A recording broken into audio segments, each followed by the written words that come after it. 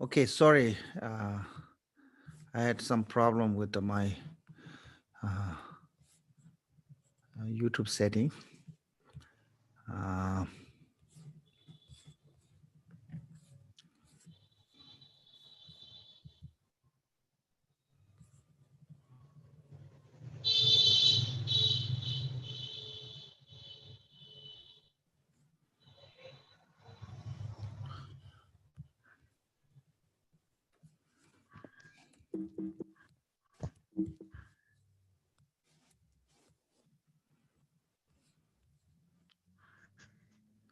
Okay, I will mute everyone.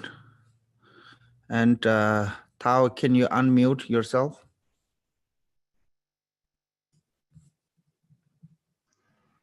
Yes, Khenpo, I can do. Okay, thank you. Can you record? Okay, you're recording. So, come on. Good morning and good evening. We are continuing on the book, The Precious Garland of Sublime Path. As before I mentioned, Gampopa said in the future, anyone who wish to meet me and who wish to see me, if you look on those two books, particularly Jewel Ornament of Liberation and Precious Garland of Supreme Path, it's the same as you are meeting with me. So, so that reason we are going through this text. So we already done few chapters. Today we're going to continue without any kind of a discussion on the preliminary. I think we just go to continue chapter. This called the 10 things not to be rejected. So earlier chapter is said 10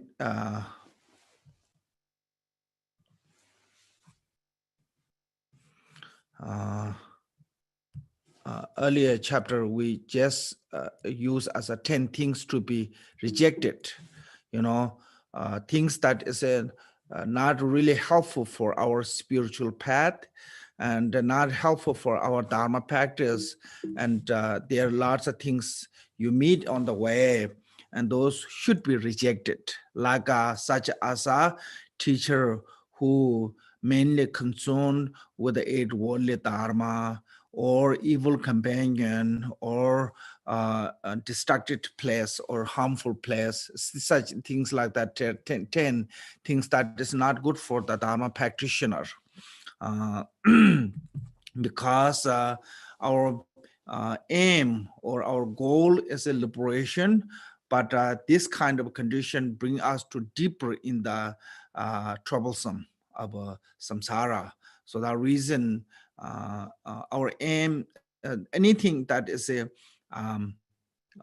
become obstacle to our aim or our goal, then should be avoided. Otherwise, it take much longer to liberate it. Even we practice Dharma continually, this kind of a condition or this kind of a circumstance can cause to damage of our spiritual path. So then it take much longer. It's just like a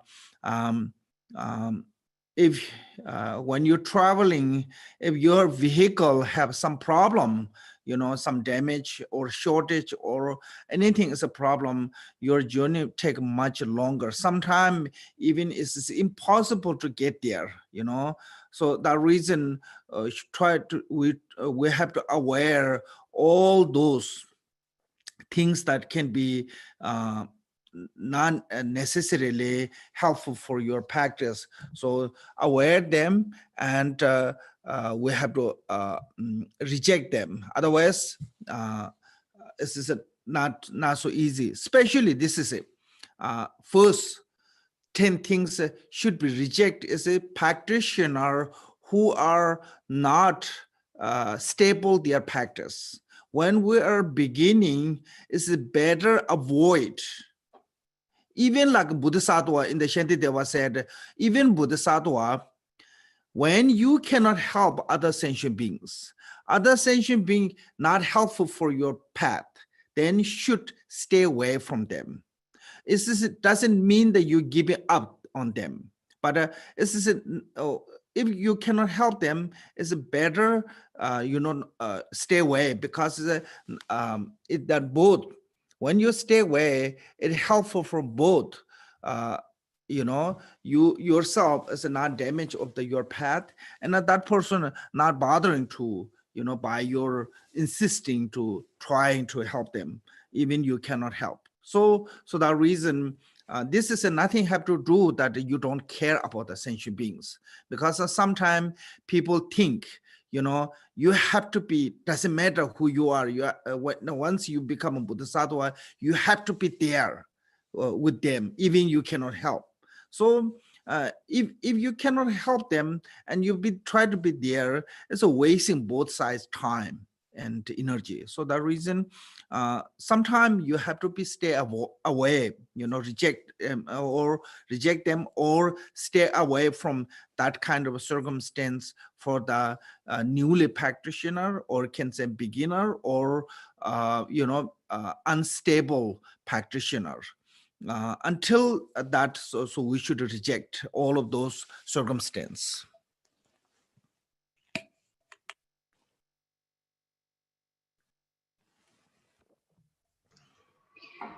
Đầu tiên là thầy gửi lời chào tới tất cả mọi người. Và ngày hôm nay thì chúng ta tiếp tục học.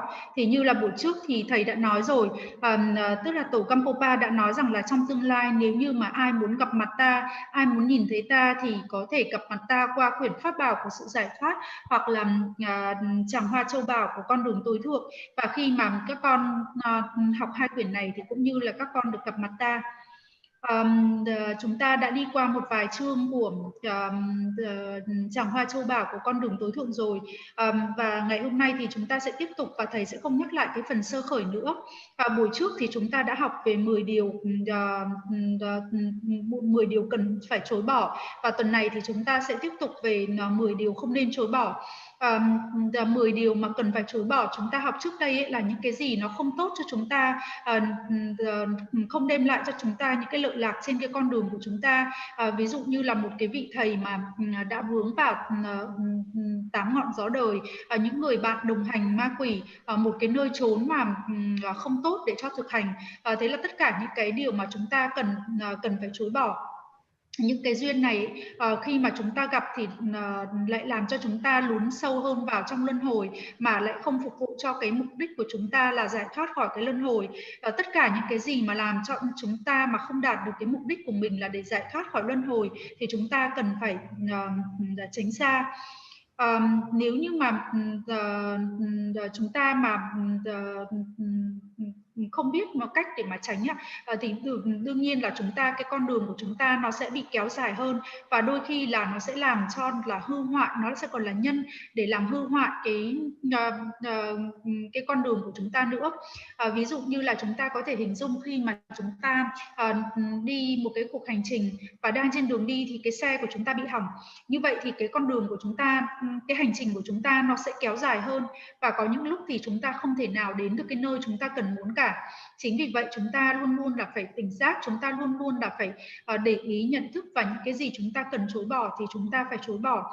Đặc biệt là đối với những hành giả mới bắt đầu thực hành, hoặc là những cái hành giả mà vẫn thực hành chưa được ổn định, thậm chí là trong nhập Bồ Tát hạnh thì Shantideva có nói rằng là gì, thậm chí là cả những cái vị Bồ Tát nếu như mà không giúp đỡ được hữu tình chúng sinh, và hữu tình chúng sinh cũng không có ích gì cho họ, thì tốt nhất là hãy tránh xa ra. Tránh ra không có nghĩa là từ bỏ, bởi vì khi mà tránh ra như vậy thì sẽ lợi lạc hơn cho người thực hành, và cũng sẽ không thể nào cái con đường của người thực hành sẽ bị hư hoại, và người thực hành cũng sẽ không từ bỏ những cái chúng sinh như vậy. Có những người thì nghĩ rằng là những cái người thực hành phải luôn luôn ở đấy, mặc dù là họ không có thể giúp gì được cho chúng sinh, nhưng điều này không đúng. Nếu như mà chúng ta không giúp được gì cho chúng sinh và chúng ta cứ ở đấy thì điều này thậm chí còn làm mất thêm thời gian, phí phạm những cái năng lượng. Thế cho nên là chúng ta cần phải biết những cái điều mà chúng ta chối bỏ. Chúng ta chối bỏ vào những cái lúc ban đầu cho những cái người mới thực hành và những cái người mà khi mà tâm trí vẫn còn chưa được ổn định. I done. Okay, so okay, this is a little bit different, but now is 10 things to not to be rejected, or 10 things no matter what happened, even seems like they are sometimes as an obstacle to your practice, still you cannot reject things like. So first one is my problem is I have one Tibetan, it is not same, but so English, since we already have this way. First one is I think talking about saying don't reject the compassion, since it is a basis for the helping other. So this is a big problem. Lots of people have being compassion, you know. Generally, what does the compassion mean? Compassion means that you wishing to be every sentient being free from misery, like suffering of the hell beings, hot and cold, extremely, suffering of the hungry ghosts, hunger, thirst, and treachery, suffering of the animals, stupidity, and abuse, suffering of the human beings. We have 4 kinds of sufferings: birth, aging, sickness, death. And the suffering of the God realm, demigod is a jealousy of the God realm and fighting. Suffering of the God realm is that they can be reborn in the low realm. I mean, they can see 7 days before their death, they see where they're going to die, and where they're going to reborn of their next rebirth. So that kind of misery suffering is even if it's only short time, seems like 7 days. It feels like so long and so strong suffering. So that is generally in the samsara, longest in the samsara, no one is free from suffering. So when you're wishing them free from suffering, that is what is a compassion mean, that freeing every sentient being from the sufferings. But I think this is basically not difficult to meditate. Once you think about that they are suffering and wishing to be there free from the suffering, is not really difficult. But the difficulty to compassion, being compassion, is around us. Sentient being live with us.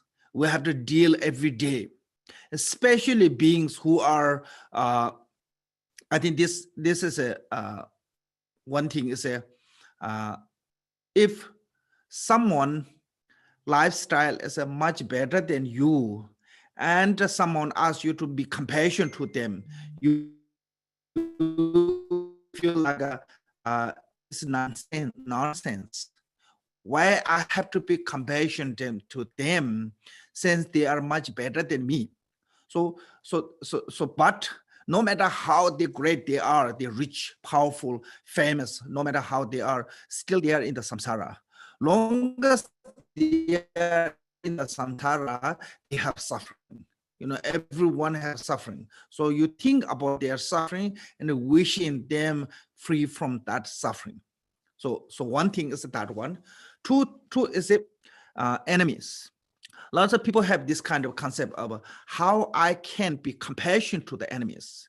Not because I don't care about them, because if I'm being compassionate to them, I feel feel like I'm promoting to them. I'm supporting their misbehavior. I'm feeding their misbehavior. So that way I don't want to be compassionate to them. So I think this one is it's not saying it's you support for what they're doing. I think this is talking about the pity, compassion, pity, love. That is no need. Pity love and pity compassion doesn't need, because it's not really helpful. So what is compassion here? Just mean that because anyone who doing bad things, they have some problem. Like for example, most of kids bullying in the school, they have some family issue or something big problem in their life. So because of that circumstance, they become really nasty. And if you look historically, all those bad people, they had some problem. So sometimes they when they gain the power, then they abuse that power to they taking revenge on their problem. So that is how, if you raise up with a really warm and loving family and really supportive environmentally, you grow up, you never become that kind of evil. So that reason, I think they have some problem. That way, they become such evil beings. So no one is enjoying being evil, but sometimes they have no choice. So I think things like that, they create the circumstance become evilness. So that reason, actually, Buddha said, I don't see as an enemy, a being as enemies. I see afflicted emotion as enemies. So you have to defeat in their negative emotion, in their negative evilness. You have to defeat the evilness in being, but not the being. You have to destroy the evil, not the beings. Those two are separate. So that then you can meditate compassion. Same time you can reject their attitude. You can uh, uh, uh, show them your top love. So I think that way. Then you can sense about why you have to meditate compassion toward the every sentient beings, because without the compassion, we cannot help other. Helping other is really difficult. So this reason, compassion is the base for the bodhicitta. Without the loving kindness and the compassion, you cannot have a bodhicitta. So compassion and loving kindness is like a soil and moisture. If a good soil and good moisture, and any seed can plant and grow them. If soil is not good, moisture is not good, then no matter how healthy seed plant cannot grow. So seed of a bodhicitta can grow on if you have a loving kindness and compassion. So that reason we cannot reject the compassion toward to even the evil one. All those bad beings, you cannot reject the compassion. You have to be compassion toward them too. I think that is the main reason, is the way it's list here.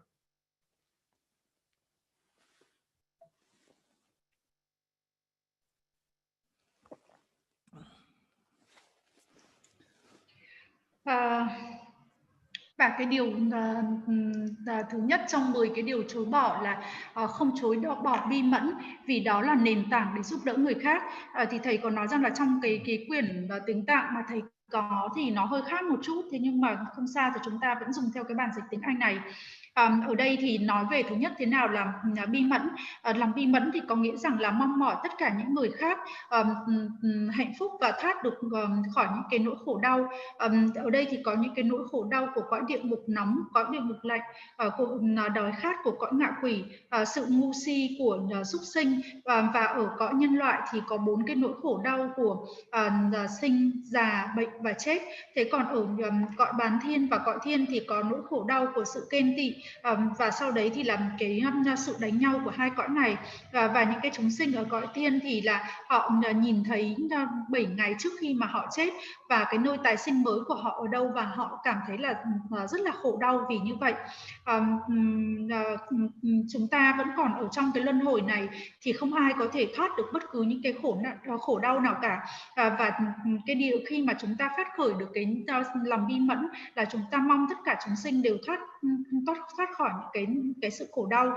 Chúng ta nghĩ về những cái nỗi khổ đau của những chúng sinh trong 6 cái cõi này thì không có gì là khó khăn cả. Điều này rất là dễ để mà khởi lên được cái lòng bi mẫn. Thế nhưng mà đối với những cái chúng sinh mà chúng ta hàng ngày chúng ta gặp gỡ và hàng ngày chúng ta tiếp xúc thì mới là cái điều khó khăn.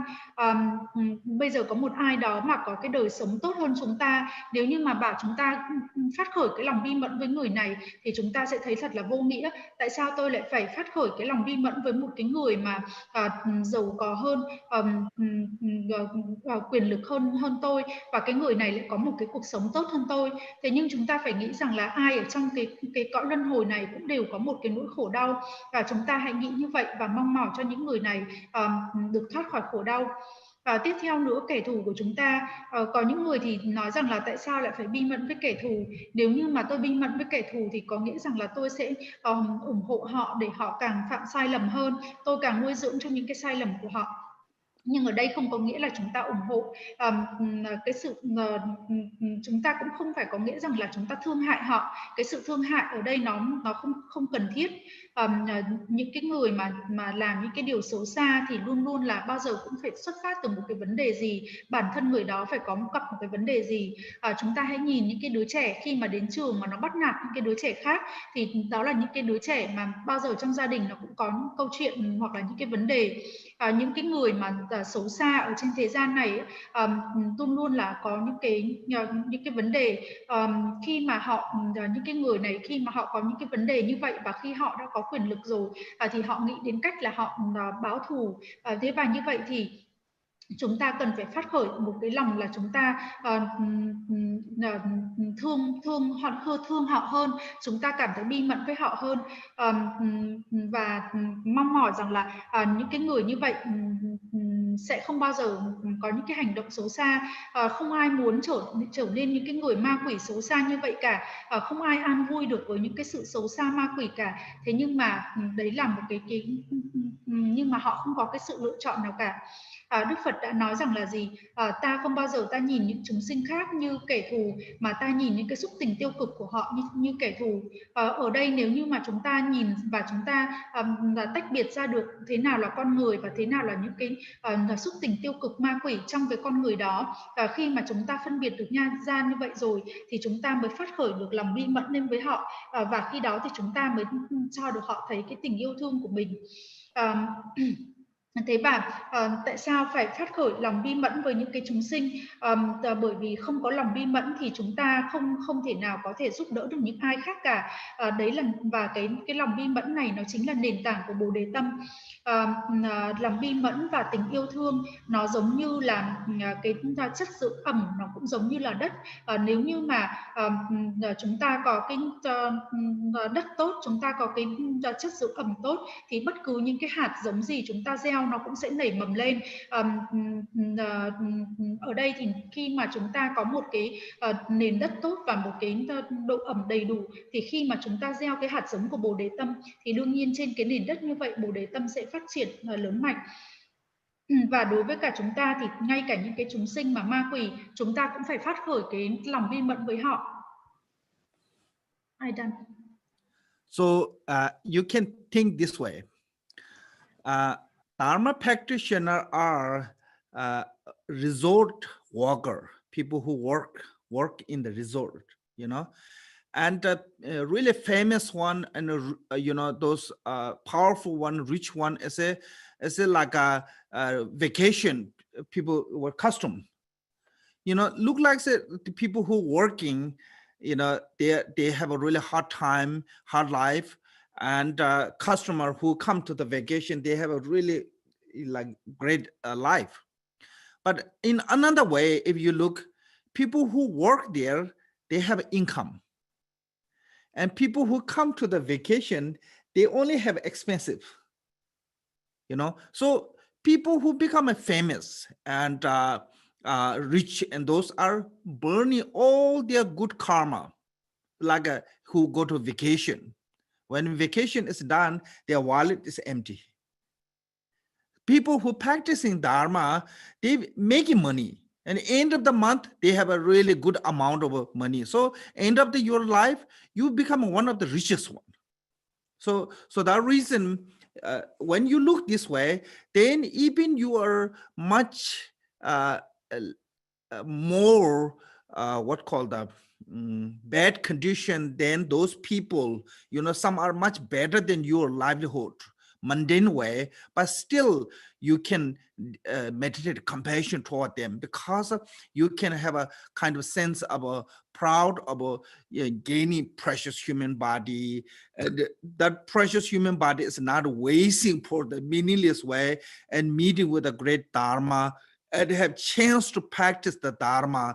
So that way you are actually building the richness of a good quality, you know, and temporarily you will have a really great merit, and permanently you will get chance to liberate it. So when you look this way, even you are physically or financially or state what called positionally, yeah, you're weaker than some people, but still you can meditate other people who are much higher than you, who are much better than you. You can meditate compassion, because then you see your own what called the preciousness. Then since you see the preciousness of the getting chance to practice Dharma, then you can meditate compassion toward the every sentient beings, no matter what kind of state they live. So I think that way too easier to can think as a how we can meditate compassion toward to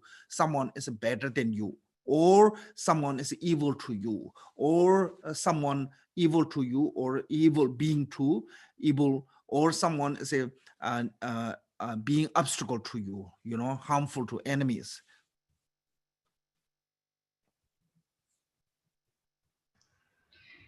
Hay chúng ta có thể nhìn nhận theo một cách sau, chúng ta là những cái người thực hành pháp, và chúng ta giống như là những cái người lao động để làm ra một cái thành quả. Thế còn những cái người có quyền lực, những cái người giàu có hơn chúng ta thì họ giống như những cái người mà họ đi nghỉ mát vậy.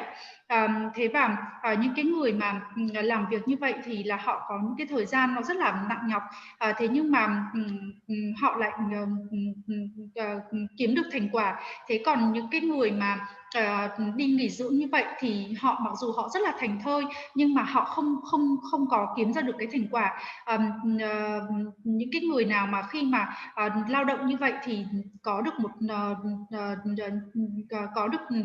kiếm được tiền. Thế còn những cái người đi nghỉ mát thì họ phải tiêu tiền của họ. Và như vậy thì chúng ta hãy nhìn rằng là sau cái cho đến lúc cuối cùng thì những cái người mà đi nghỉ dưỡng như vậy thì khi mà họ nhìn vào ví của họ thì cũng là đã bị trống trơn rồi. Thế còn chúng ta những cái người mà lao động thì lại kiếm được. Thì nghĩ như vậy thì cũng giống như là khi mà đến cuối cuộc đời đó, thì là những cái người mà quyền lực hơn chúng ta, giàu có hơn chúng ta, họ đã thiêu tất cả những cái công đức mà họ có. Thế còn chúng ta thì chúng ta lại trở thành những cái người là giàu nhất, và mặc dù là chúng ta có một cái đời sống là không tốt được bằng họ, thế nhưng mà chúng ta vẫn có thể thấy rằng là mình có thể phát khởi được cái lòng bi mẫn, cái lòng bi mẫn đối với họ. Và chúng ta có thể nghĩ rằng là chúng ta đã có một cái đời sống nhân loại, một cái thân người chân quý. Chúng ta đã được gặp giáo pháp, chúng ta đã được học và chúng ta đã được thực hành giáo pháp. Như vậy thì về một cách tạm thời thì đem lại cho chúng ta những cái công đức. Thế còn một cái cách mà lâu dài thì chúng ta có cơ may là chúng ta có thể giải thoát được khỏi cái cõi luân hồi này.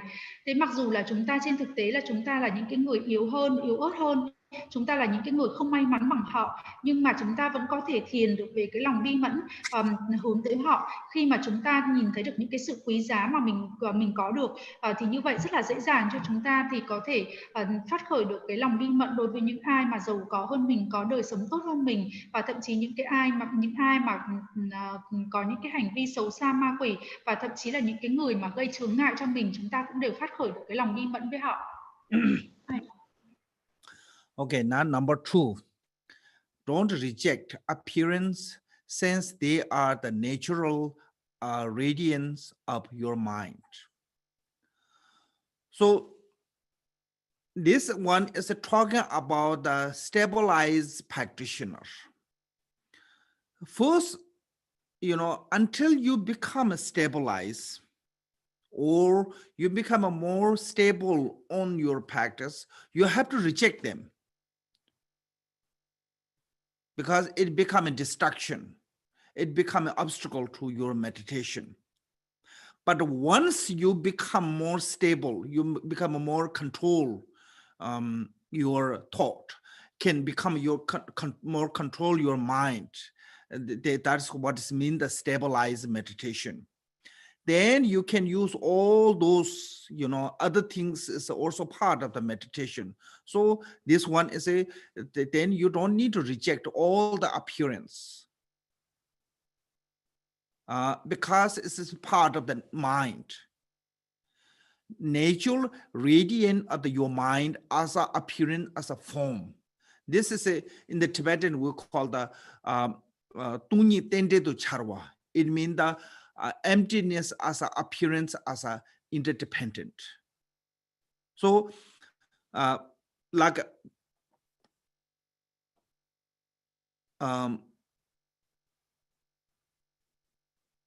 before, when we are not stabilized, if you see house, tree, or any kind of object outside, it disturbed your meditation, calm abiding or vipassana, whatever meditation you do.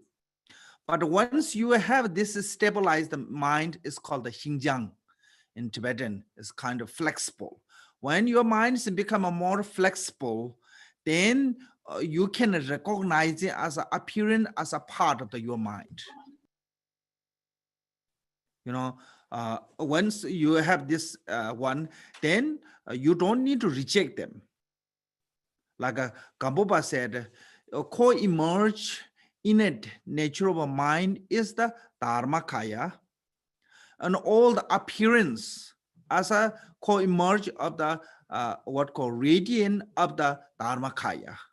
So radiant of the Dharmakaya means the just projection. Like a lamp, when it light, there's a light come, So lamp and light is not separate. Sun and ray is not separate. So ray is a come from the sun. Same thing is all the appearance of the material object is a radiant, what called radiance of the mind, from the mind. So once you recognize it, then you don't need to reject any of those appearance materials.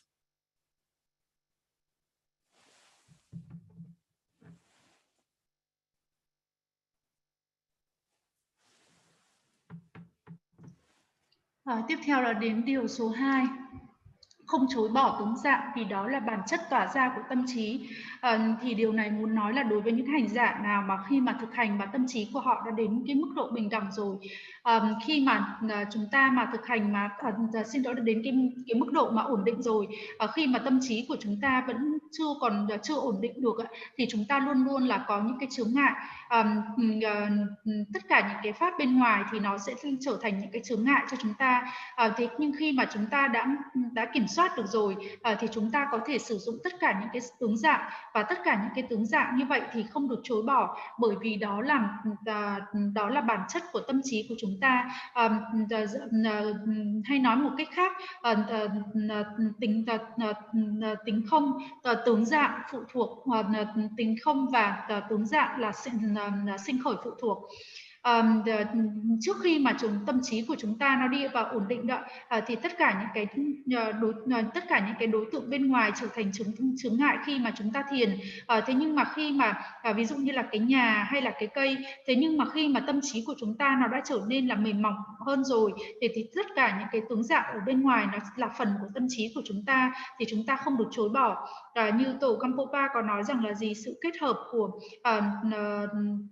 tướng dạng thì đấy đấy chính là pháp thân. Tất cả những cái tất cả những cái sự phản chiếu, ví dụ như là cái đèn, ánh sáng, hay là mặt trời và ánh mặt trời, cái đèn và ánh sáng từ cái đèn thì nó không tách biệt với nhau. Cái ánh sáng đấy nó tỏa ra từ cái đèn, và tia nắng mặt trời thì nó không tách biệt với mặt trời, bởi vì nó tỏa ra từ mặt trời. Thế và khi mà tâm trí của chúng ta đã đến được một cái độ ổn định nhất định rồi, thì khi đó là chúng ta thấy rằng là tất cả những cái đối tượng nó chỉ là cái sự nó chính là cái sự nó có cái bản chất tỏa ra từ tâm trí của chúng ta. Một khi mà chúng ta đã nhận thức được như vậy rồi thì chúng ta không chối bỏ, bởi vì đấy là phần của tâm trí của chúng ta. I done.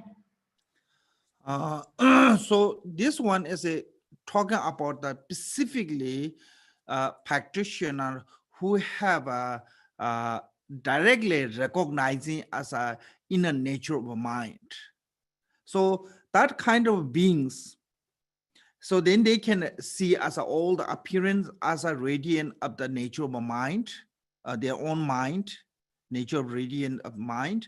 So even try to reject them, cannot reject, because once you recognize it as a ray, as a part of the sun, you cannot reject the a ray just want to sun. It's just, you cannot separate these two, flame and light. You cannot separate. You cannot say, I want a sun, but I don't want a sun ray. So same thing is, but for us, problem is we see as those two are separate. Since we see as those two are separate, we have to reject them. But being who directly realize the inner nature of a mind, then they don't see those two as separate. So that way they don't need to reject. So that is different. Being who have a confused and delusion, because of the delusion, see as a dualistic. Since we see as a dualistic conceptual, then it's better to reject them, because if you not reject, it increasing the afflictive emotion. But once you have an opportunity to see that directly your nature of a mind, then you don't need to reject, because even you try to reject, you couldn't reject. You cannot separate these two, appearance and mind. Since you cannot separate these two, appearance and mind, you couldn't reject. So that reason you don't need to reject also. This is like a water and what call this wet, the moisture. Water and moisture is inseparable. Long as there is a water, there will be have a moisture. So you cannot separate these two. So water is your nature of a mind, moisture is a appearance. So that reason Saraha said, when you recognize everything is a part of a mind, beside the mind, you're not going to find any things in the apparently all. And also Miller Rebbe said, existence of the phenomena or appearance, and non-existent of the inner nature of emptiness, naturally those two are inseparable. It's a one-testness, like a water and ice. Water and ice is inseparable. That's called a one-testness. So that reason there is no self awareness or others awareness, or is not exist. It means that there is no dualistic. So that is called the union. We always said in the Vajrayana, Vajra body, Vajra speech, Vajra mind, is inseparable of those two. That is what is a union mean. That is what is yoga mean. That is what is a non-dual wisdom mean.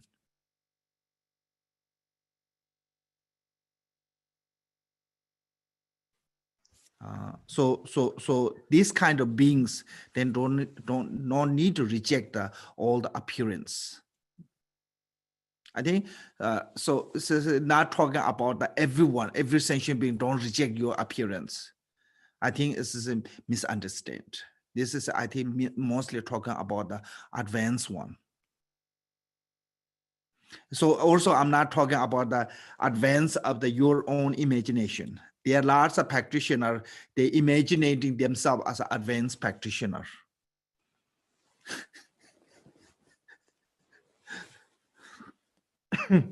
Include me.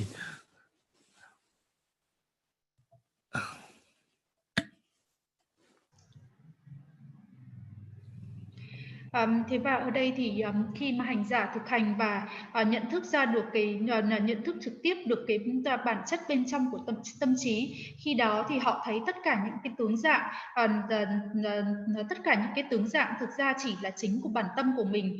Thế thì thậm chí là kể cả khi mà họ có muốn chối bỏ, họ cũng không thể nào chối bỏ được. Ánh sáng của mặt trời thì không bao giờ tách biệt với mặt trời, ánh sáng của cái đèn cũng không bao giờ tách biệt với cái đèn cả.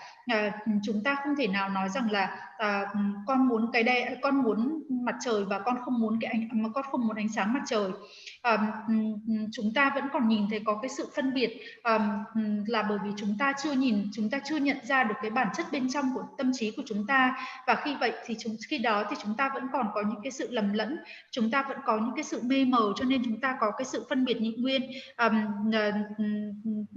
Cho nên là chỉ khi nào mà chúng ta thực hành đến cái mức cao như vậy rồi, đến một cái mức tiến bộ rồi, thì khi đó thì chúng ta mới không chối bỏ.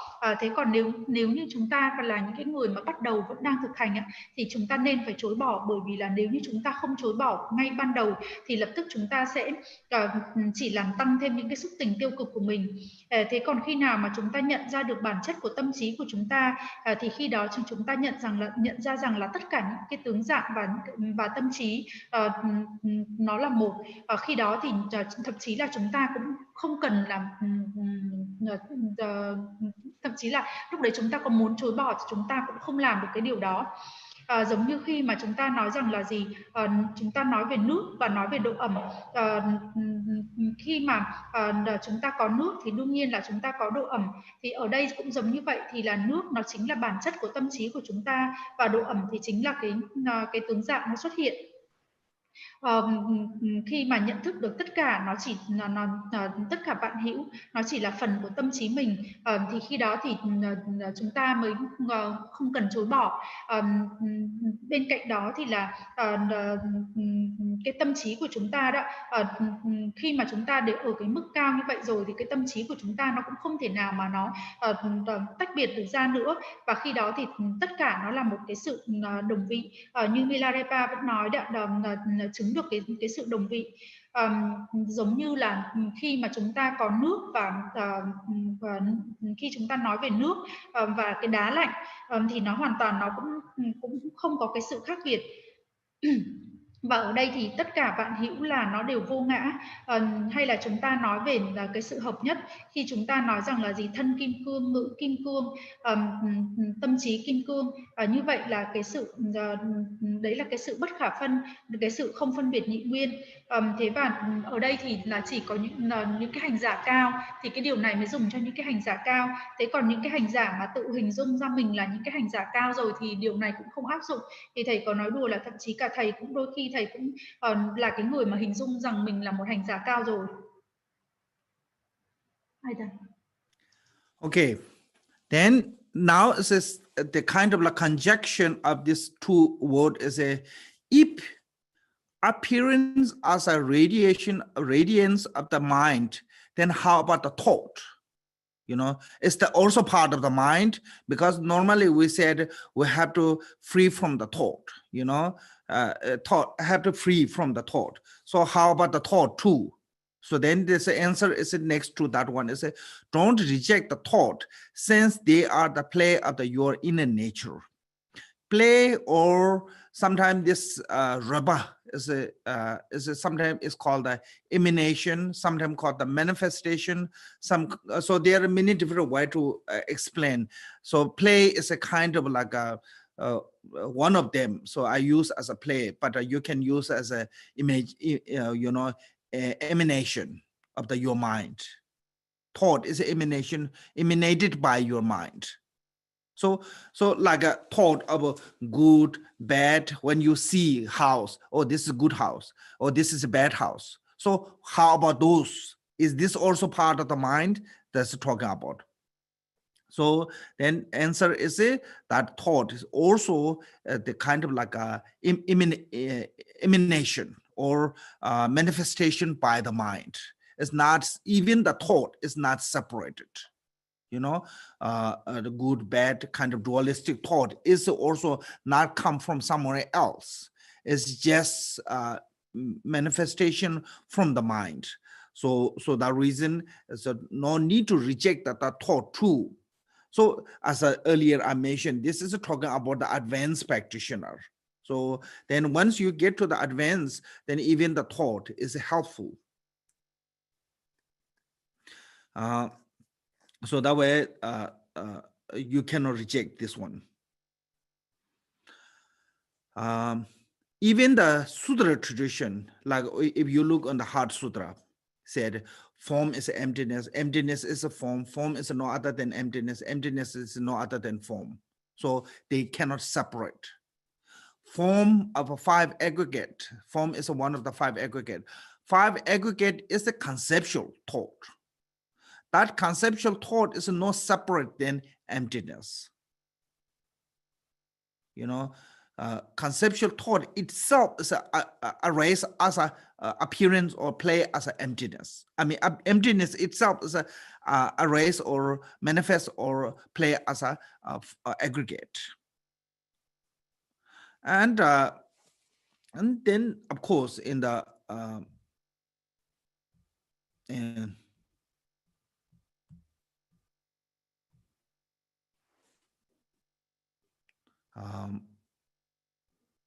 and the Vajrayana, all the mental projection, all the phenomena are mental projection,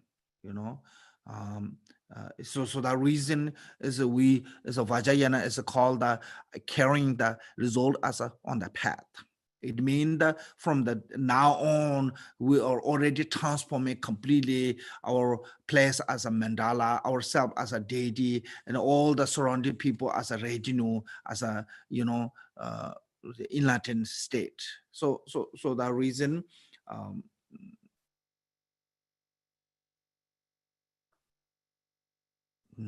so all those, even the conceptual thought, don't need to reject them, and because that is a play of your nature of mind.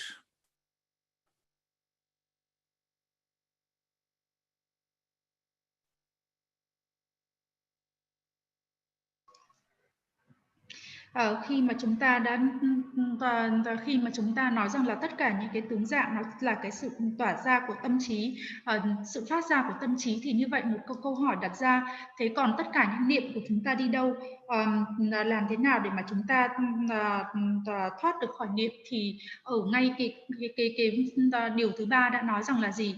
Không chối bỏ niệm vì đó là trò chơi của bản chất ban sơ.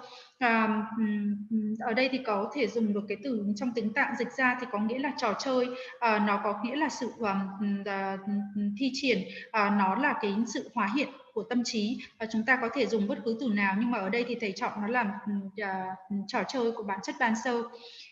Tất cả những cái niệm ví dụ như là tốt hay xấu, những cái niệm gì mà về những cái điều như thế này như thế kia, niệm nó là hoàn toàn nó là cái sự biểu hiện của tâm trí, nó hoàn toàn là hóa hiện của tâm trí, nó không đến từ đâu cả. Cho nên chính vì vậy chúng ta cũng không được chối bỏ nó. Và tất cả những cái điều thứ 2 hay điều thứ 3 thì ở đây đều là dùng cho những cái hành giả ở cái mức độ rất là cao rồi. Đối với những cái hành giả mà khi ở cái mức độ cao này thì thậm chí là niệm cũng là những cái điều để mà hỗ trợ cho họ. Thế và ngay cả đối trong với cả truyền thống kinh thừa, khi mà chúng ta đọc Bát Nhã Tâm Kinh thì có nói rằng là gì? Không tức là sắc, không tức là sắc, sắc chẳng khác không, vân vân. Thì đấy có nghĩa rằng là gì? Không và sắc sắc và không, tất cả nó hoàn toàn là nó không thể nào mà tách biệt được ra cả. Ở đây tất cả những cái khái niệm thì nó cũng chả có cái sự phân biệt nào với cả tính không cả. Và ở đây thì tính không thì nó cũng là trò chơi của những cái uẩn thôi. Thế còn đối với trong kim cương thừa đó, khi mà chúng ta có những cái phản chiếu tinh thần về những cái pháp, ví dụ như là tại sao chúng ta gọi là đưa cái kết quả lên trên con đường đó. Ví dụ như là khi mà chúng ta biến chuyển cái nơi trốn của chúng ta thành Mạn Đà La, chúng ta biến chuyển những cái chúng sinh thành những cái thành đoàn tùy tùng vân vân. Tất cả những cái khái niệm như vậy thì không được chối bỏ đối với những cái hành giả mà thực hành ở mức độ cao rồi, bởi vì đấy nó chính là bản chất bên trong của tâm trí. Like when we meditating on the Mahamudra, there's called the knowing of abiding or movement. So when abide the mind, you have to know where it's abiding, when it's moving. So moving means the conceptual thought, you know. So those are within the movement, you can see as abiding. Within the abiding, you can see as a movement. So when you're recognizing this tool, and it's called the breaking the wall of dualistic of this two. It's a Nijupala Gerwa. It means that like between these two, the movement and abiding, there's a wall. When wall is broke, then there's no two rooms, just one become a one room. So those two are inseparable. That is called the one-pointed mind in the Mahamudra, one-pointed yoga. So that one-pointed yoga as a same as a movement in the conceptual thought, and abiding in the state, stay in the what called the abiding on the nature state, and those two are inseparable. It's called the one-pointed state of the one pointed in the Mahamudra. So the reason Milarepa said a view is a view mean that look on your own conceptual mind. Conceptual mind is the view. Beside the conceptual mind, beside the mind, there are no other view cannot find. If you try to find view somewhere else beside the mind, then it's just like you are chasing after the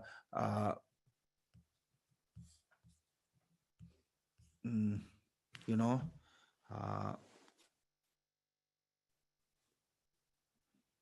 like a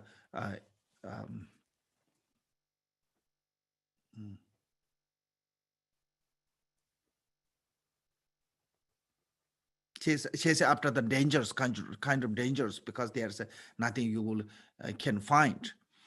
So also Gampopa, Lord Gampopa himself said, co-emerge wisdom as a is co-emerge mind is the primordial wisdom. When you recognize it, or when you stabilize on that, you will see the suchness. Whatever conceptual thought arising from the mind, that is the Dharmakaya. When you experience that, when you have experience from that, then you will see as a inner nature. So that reason, as a outer appearance, not need to reject. Inner conceptual also not need to reject. Those are part of the mind's radiance, part of the mind's what called emanation, manifestation. So that way, once you recognize them, then you don't need to reject this.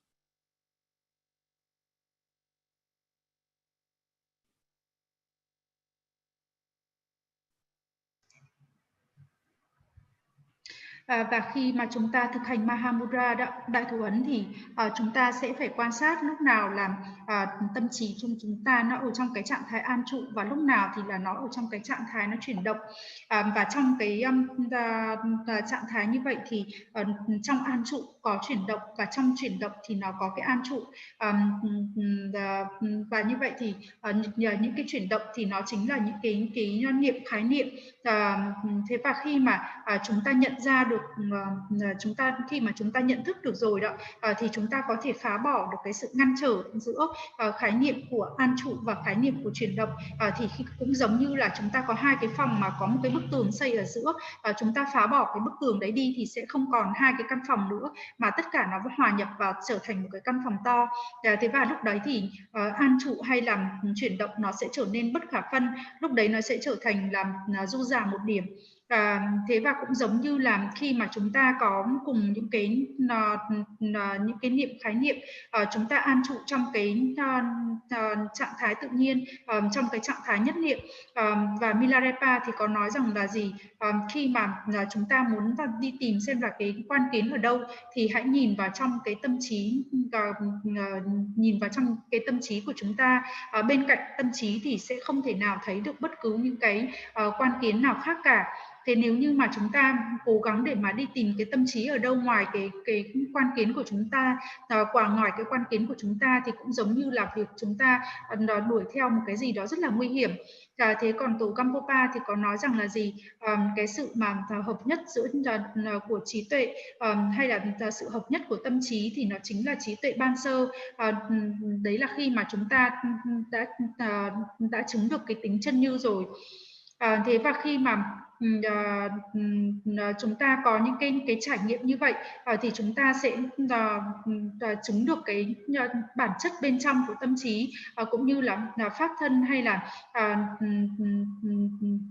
lúc đó thì là những cái pháp, khi đó thì những cái khái niệm ở bên ngoài, những cái khái niệm ở bên trong thì chúng ta hiểu được rằng là tất cả chỉ là phần của tâm trí của chúng ta, và khi đó thì chúng ta sẽ không có cái sự chối bỏ. Thế còn hai cái điều này thì chỉ dành cho những cái hành giả nào mà đã thực hành ở cái mức độ cao rồi thì họ mới có thể có được cái khả năng để mà chứng ngộ như vậy. I done. Okay. Then it said, next one, don't reject the disturbing emotion since they are the reminder of the wisdom. So reminder or luminizer, I think maybe not, reminder is not that good. Luminizer, they kind of like make more clear of your afflicted emotion. So this is it. I think this can say this way. Beginner practitioner is like when you start the fire. When you start the fire, wind is always obstacles. Without the wind, it's easier to start the fire. But once you start the fire, wind is a necessity. A little bit wind can make fire stronger, So that way we blow after the fire is kind of catch. We blow to try to make the stronger wind, the fire. So this is a practitioner, beginner of the practitioner, afflicted emotion should be reject, because it can be disturbed your meditation. But once stabilize your meditation, then more afflicted emotion is good. Like for example, in the common binding meditation, generally common binding meditation, you have to what called the ease all the conceptual thought, and you have to mind is stay on the one pointedly. But the vipassana meditation, you have to raise a conceptual, like we have for mindfulness, mindfulness of a feeling. For example, you have to make one feeling, any kind of feeling, sad, happy, whatever, some kind of feeling, make that strong and analyze on that feeling. If you don't have any feeling, you cannot meditate mindfulness of the feeling. So that reason, but that meditation is a feeling, erasing that way is not really helpful if you do that in the common binding meditation. But when you have a stabilized with a common-minded meditation, then in the Vipassana, you can use as a such feeling as a part of the meditation. So the reason here, once you have a stabilized practice of your meditation is stabilize your dharma, then even the disturbing emotion, like any kind of disturbing emotion, is become luminator of the wisdom. Like a wind is become create the stronger of the fire. So actually need a little bit wind. Without the wind, the fire will die. Like if you put too much wood and there no air can go through, fire will destroy it. If you put the wood, have enough to space, their air can go through, then that would make great fire. So same thing as then some kind of emotion negative emotion need to illuminate, that your wisdom. So that reason cannot be reject that negative emotions. So Milarepa said to the Gampopa, when you have a stabilized, when you have it means that when you have a certainty of the meditation and do not, remove or do not, it means that do not remove agitation and dullness. Because when you try to remove them, agitation and dullness, it's like you are, flashing the flashlight in the daytime. Not going to help anything. So that reason, all those afflictive emotion, whatever, attachment, hatred, jealousy, or whatever afflictive emotion, as a more you have afflictive emotion, recognizing them as a wisdom. So that reason is more helpful to have that kind of afflictive emotions as for the such practitioner, and you don't need to reject those all afflictive emotions. So it's become luminator or reminder of the your wisdom.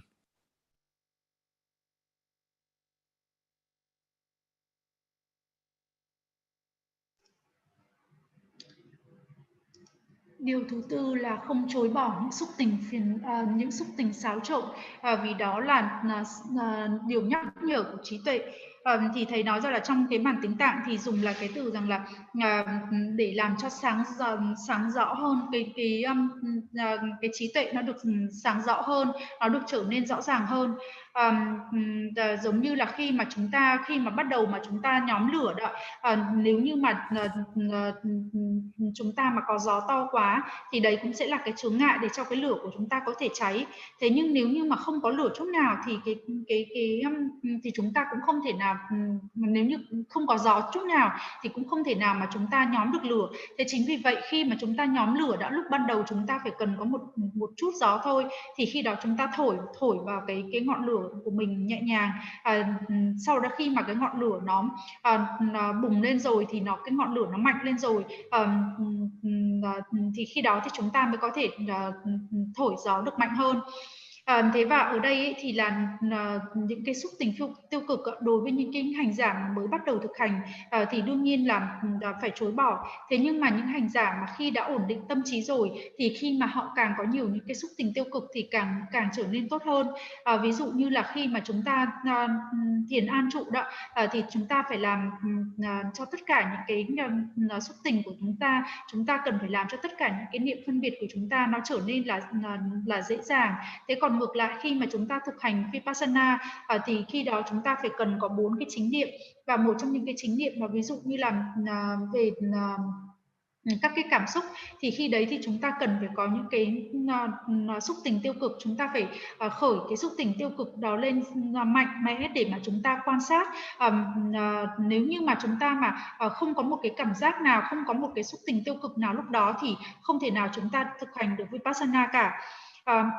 Thế và đối với những hành giả mà khi mà họ đã có được cái sự cân bằng trong giáo pháp rồi, thì tất cả những cái xúc tình tiêu cực mà đến với họ thì lại trở nên là làm cho cái trí tuệ của họ được rõ ràng hơn. Và cũng giống như là gió, khi mà ngọn lửa mà nó đã mạnh rồi á, thì gió thổi mạnh vào thì cũng chỉ làm cho ngọn lửa nó cháy bùng to hơn thôi.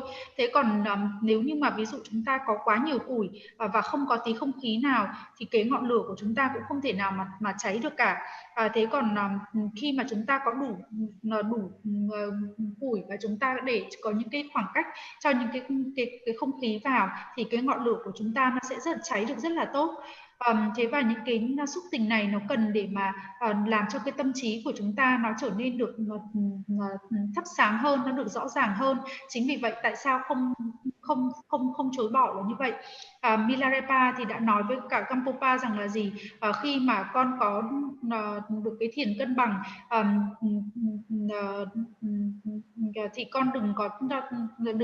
con đừng có loại bỏ tất cả những cái xáo động, đừng có loại bỏ tất cả những cái hôn trầm, nếu không thì đấy cũng chỉ như là cái tia chớp giữa ban ngày, thì cũng có nghĩa rằng là như vậy thì là vô ích. Tất cả những cái xúc tình tiêu cực thì nó cần thiết khi mà chúng ta đã thực hành được rất là chắc chắn vững vàng rồi, và khi đó thì chúng ta nhận thức những cái xúc tình tiêu cực nó như những cái trí tuệ của chúng ta vậy. Điều này là có ích cho chúng ta và chúng ta nên phải có. Chính vì vậy tại sao ở đây nói rằng là không chối bỏ xúc tình tiêu cực, vì đó làm cho tâm trí của chúng ta được sáng rõ hơn, được rõ ràng hơn. I done. Okay.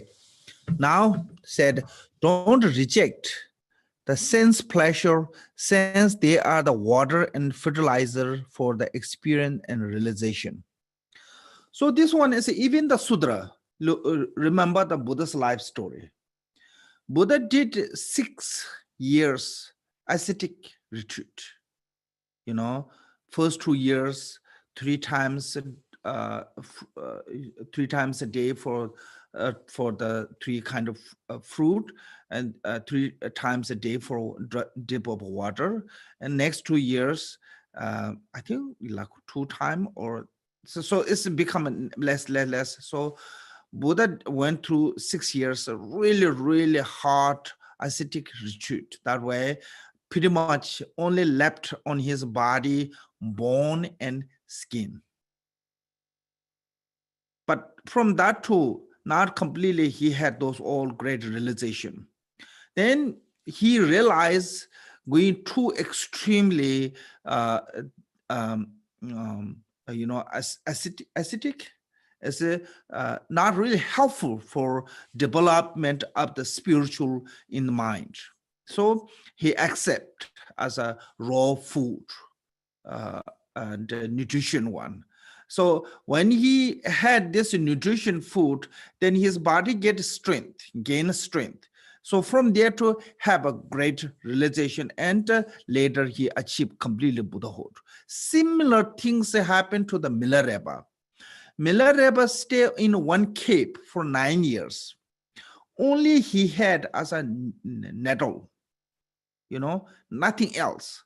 One time there some hunter came. Hunter said, oh, today we couldn't catch any animals. Please share us your food. So when we catch animals, we will return you back. So Milarepa said, sure, no problem. We will make nettle soup. And the hunter said, oh, that's great. Nettle soup is really delicious. So they boil the water, and they put the nettle. And the hunter said, okay, where's the meat that make the taste better, more nutrition? Milarepa said, oh, if we have a meat, that would be good nutrition, but I haven't had meat a long time. Just put the nettle. And they asked him just a little bit flour is make more, thickness of the soup. And so Milarepa said, yeah, that's true, but I haven't had that also a long time, many years. So end up, Milareva's nettle soup is only water and nettle. So that reason he did that is 9 years.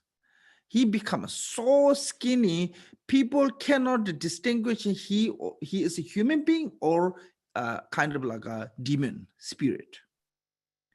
Even his sister couldn't recognize him, only recognizing him through his teeth and voice. That much change. His body, his skin is completely become a green. That's why when you see some image of Milarepa looks green, because he ate only nettle.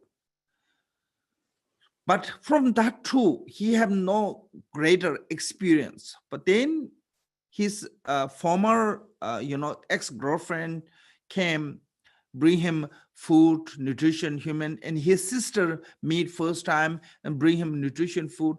From that too, then he had a great realization. And those all the sign and realization come out. So that reason, even in the sutra, it was saying as a going through the Kamabhati meditation, you need a nutrition food. If you don't have a nutrition food and your body is so weak, if you try to meditate, you get the it's called the agitation, or it in Tibetan we call the solung. Solung means the wind element is gone too high, and then you have those hallucination, all those different things, seeing, hearing, and basically you become a kind of crazy. So the reason you need a nutrition to bring the your energy level is a label balance.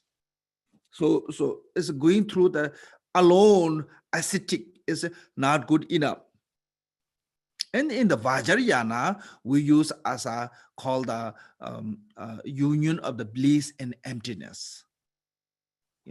So that reason need those sense pleasure as a part of the your realization and experience, like a water and fertilizer. Water and fertilizer need for the planting for flower or vegetables that is make much better.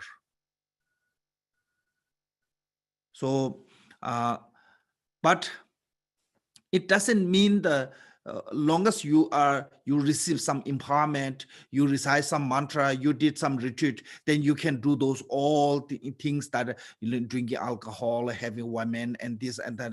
Those are is not talking about that. All the contact in the Vajrayana, every contact have time.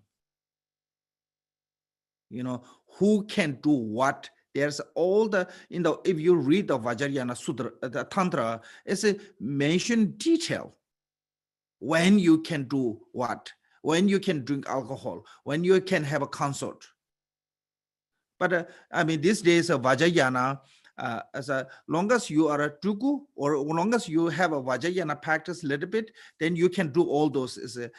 Those are not that way. You have a timing to perform those contracts. When time is come, then you can perform those. I don't remember exactly, but I think in the Vaja Tantra or Chakrasambhara, one of those mentioned, once you reach to the eight bhumi, one tastiness, then you can use as a alcohol and consort as a kind of a bonding. It means bringing your meditation experience as a support of increasing. So before that, if you do that one, sometimes it's dangerous for the practitioner. So when your time is come, and those all sense pleasure is actually you can use as a part of the path, but not everyone. So because it's just like when you are a baby, is suitable to the baby food. If you try to feed your newborn baby and really nutrition Texas steak, it will kill the baby. So same thing as a newly practitioner, not developed, not mature, that they try to do advanced contact, and it damage your practice. So this is not talking about that every Vajrayana should use a sense pleasure as a water or fertilizer of the experience and realization.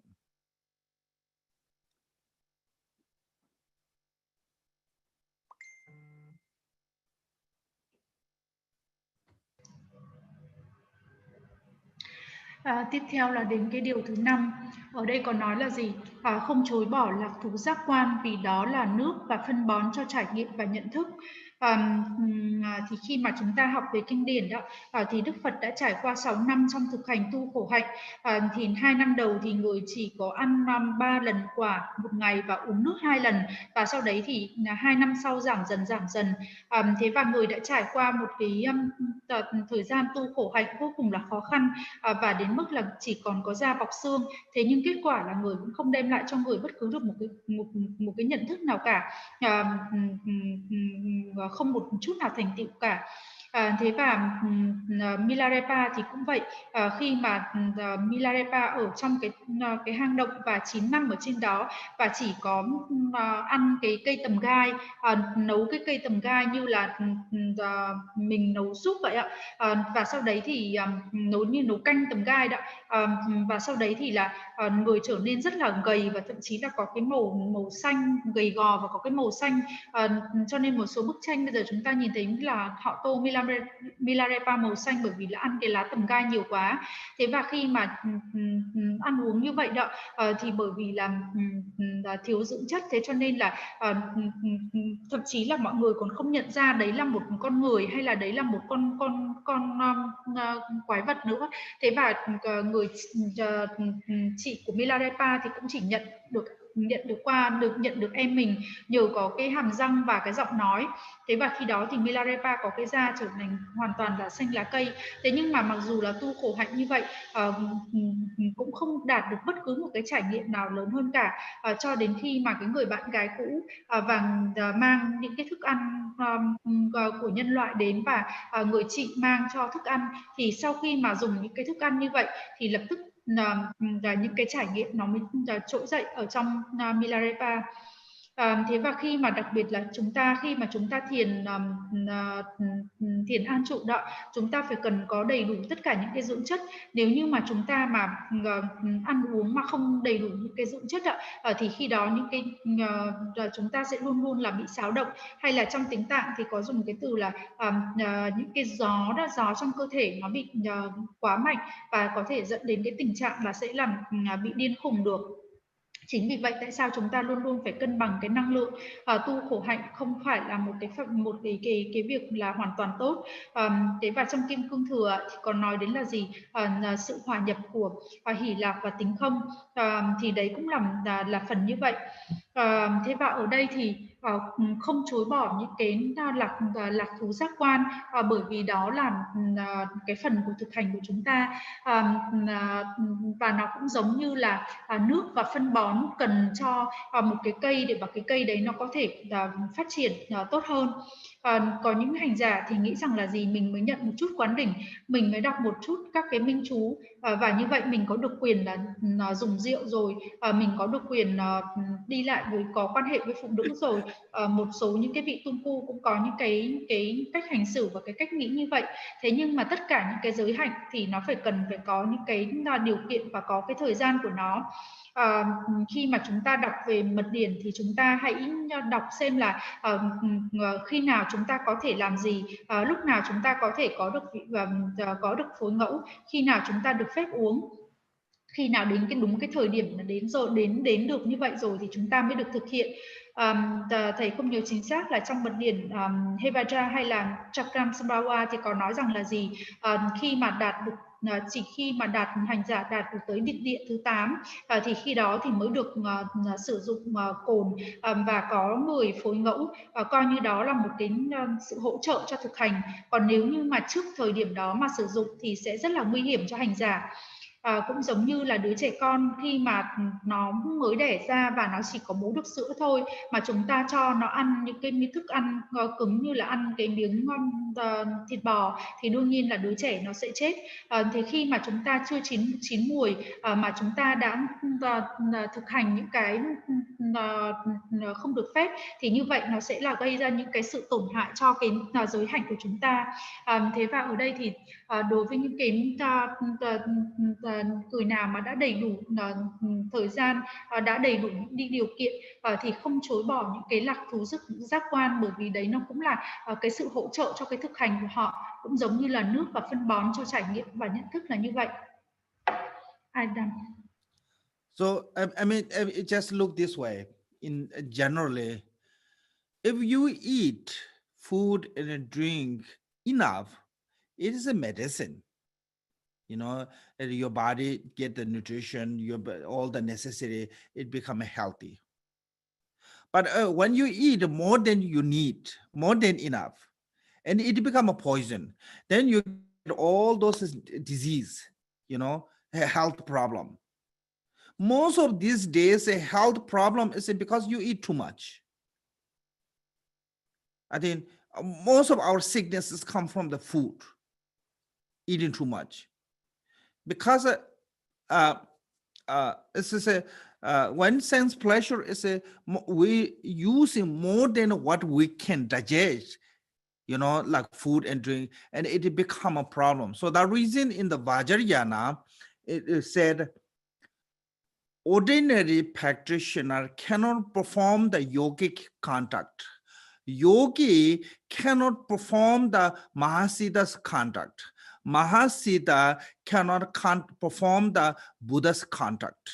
So each one have their own level of conduct, you know. So the reason when you reach that state, then you can use any sense pleasure, not going to hurt you. Long as you can, I mean, it's like long as you can digest, everything is a medicine.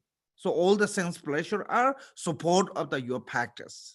But when you overeat, overdo, or you know, on time, you do ahead before timing, then problem comes. So the reason so this what here saying is when your time is on, then you can use those all the sense pleasure as a part of the practice. Then it's not going to be damage anything. Actually, it really become more supportive.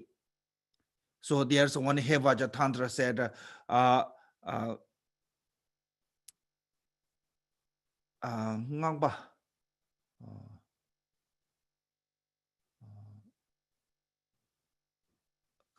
now so this is the main is a saying is a for the become a more powerful practitioner, and tantric yogi should drink alcohol, you know. So those are when time is come, alcohol is become build more strength, you know, more energy bring out. But when no time come, and once you drink the alcohol, it you become powerless. Buddha's time, one monk, so powerful monk, he you know, overpowered the one really like an evil naga, really strong naga. So he what called that, like a subdue, not subdue, what called this, he basically he controlled that naga and bring under his control. Really powerful naga. The next day he went to beg food alarm, begging food, and somebody offered him a wine, rice wine. Then when he was walking, because of the wind, the wines, the toxic is become really strong. He was so drunk, he'd fall down on the street. So Buddha went there with a monk, said, yesterday's most powerful monk, even he bring down this naga. If today, forget about that kind of powerful naga, even he cannot move one really hopeless beings. can defeat him because of the toxic. So that reason, when we're doing more than we can digest, then it become a problem. But when you know, when we can what called adjust, when we can you know, on time, and when can digest, yeah, can say process. Yes, when you can process, then yes, sense pleasure are become support of your experience and realizations.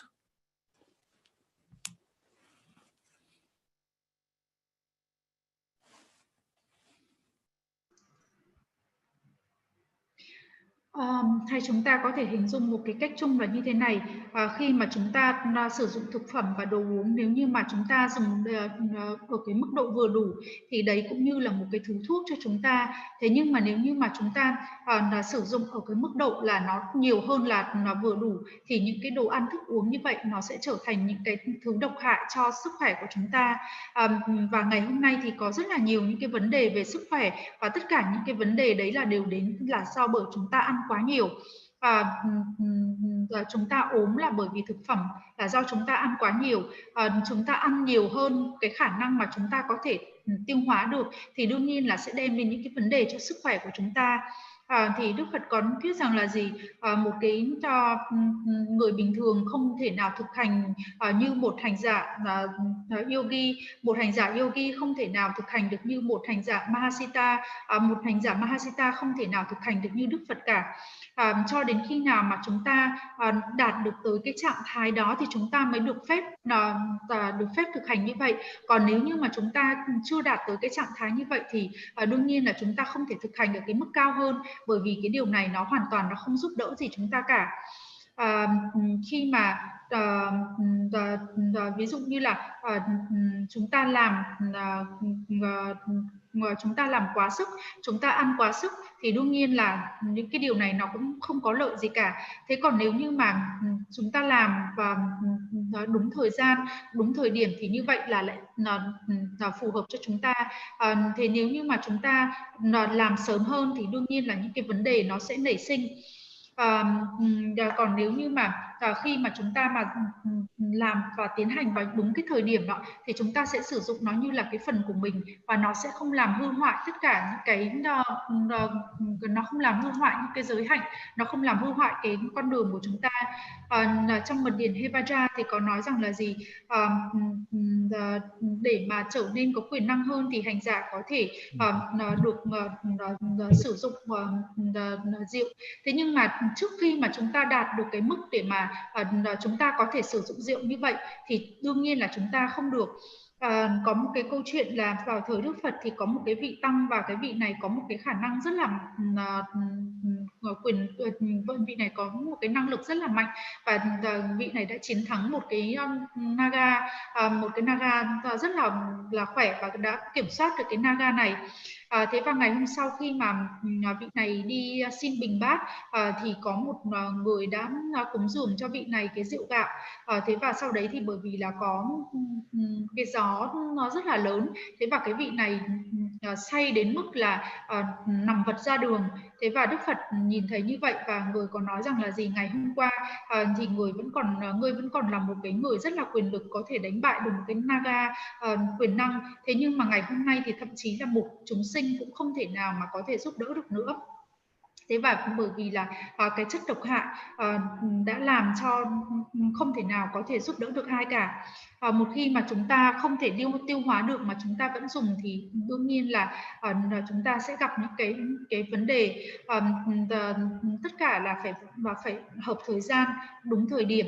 Còn nếu như mà chưa đúng thời gian và chưa đúng thời điểm thì không được. Thế còn nếu như mà đã đến thời gian, đến thời điểm rồi thì đương nhiên chúng ta được tiến hành, bởi vì khi đó thì những cái điều này nó lại trở thành những cái hỗ trợ cho trải nghiệm và nhận thức của chúng ta.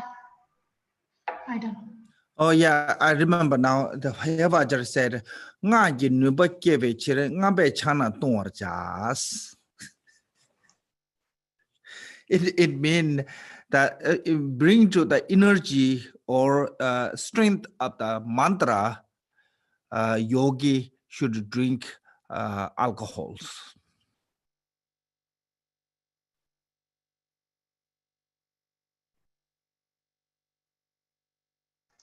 Thầy bảo thầy nhớ ra cái câu mà ở trong mật điển Hevaja rồi. Cái câu đấy nói nguyên văn là để mà mang lại năng lượng, mang lại cái năng lực cho cái câu minh chú, thì hành giả có thể được dùng rượu để mà làm cho cái câu minh chú nó có năng lượng hơn.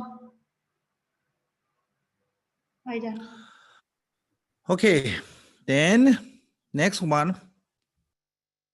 I said, don't reject sickness and suffering, since they are your spiritual friend. This is spiritual friend or spiritual masters. So I think this is what we can see in our life. When things go bad, like a sickness or problem comes, we remember go to the religion place. When things going well, then you remember the what called holiday place, like a resort area. When your business do well, when you everything's healthy and everything's good, then you only things as a fun things. You don't think as a go to retreat, to go to temple, go to prayer. Most of the time we go to prayer, retreat, temple when things go bad, not well. Especially when things are not well, only think as a spiritual path. So the reason sometimes those kind of sickness and problem in our life is not bad. I mean, one good example is a Milarepa. Milarepa faced so many hardship from his uncle and aunt that make him to join to the spiritual path. If he had, really wonderful uncle and aunt, loving, caring, he never have chance to join to the spiritual path. He just become a common businessman and died, gone. History is gone, uselessly. But because of his uncle and aunt was so evil, so selfish, and his Milarepa mom, sister, and him gone through so much hardship, it caused him to, his direction of the life is to the spiritual path. So that way, indirectly, Milarepa's life, that his uncle and aunt as a really, involved so much way to helpful to become Milarepa within the lifetime Buddhahood. So that reason in the Vajrayana and in the Buddhism, even the Sudra traditions, if you have a sickness, you have a kind of unpleasant emotion, sufferings, or people talking about the bad things about you, or you have kind of enemy and this and that, those all is a support of your practice. So the reason all the bad condition are spiritual master. There's one called the Geshe Karapa in the Kadamba tradition. He said, all the bad condition are spiritual master. All the obstacle are spiritual kuma. Kuma mean in Tibetan encouragement. Or I think here is a exhortation, yeah? Exhortation of a practice. And sickness or suffering are what called broom of negative karma. Broom is a sweep. Broom sweep the dust. Broom of the negative karma. So do not be unhappy when misfortunate circumstance comes. So It means do not see as a suffering as a misfortunate. So because of the suffering, help you to, to join to the spiritual path. Suffering bring you to the, right path, I think can say. So that reason is really supportive. So that way, say you don't have to reject the sickness and suffering, since they are the spiritual friend.